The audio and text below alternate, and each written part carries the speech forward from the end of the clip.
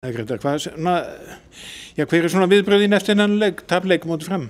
Ég er bara svolítið orðlaus og vonbrigði sko.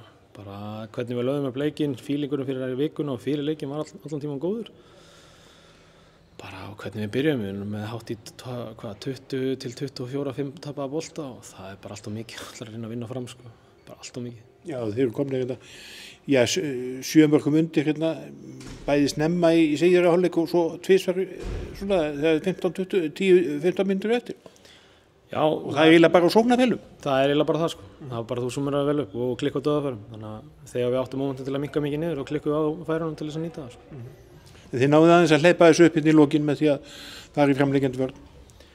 Já, þú veist, það var náttúrulega bara desperate til þess að reyna að koma sér aftur inn í leikinn og við náðum því ágætlega en bara mikið bil til að brúa á 10 mínútum eru 6 til 7 mörk sko. Já, það er svona lán ef að það tekst. Já, það er því bara stórkostlegt en við þurfum bara að fara að skoða leikinn. Við áttum okkur ekki alveg á því, þú veist, hvers vegna við erum að tapa öllum þessum boltum því mér finnst þetta að vera óþvingaði tapaði boltar þannig að við þurfum bara að gera betur. Þetta er kannski framhaldið því leitinu til móti Val?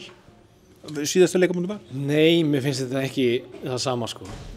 Við vorum ekki að tapa boltana mikið, fannst mér í byrjun á móti Val, það var miklu meira bara dauðafæra klikka á móti Hafdísi sko. En ég get bara ekki sett einhvern veginn, þú veist, á þetta hvað klikkar í dag sko. Nei. En það eru 2 sigurleikir í upphafi og svo 2 töp þannig að það þarf að fara svona reima á sig skóna.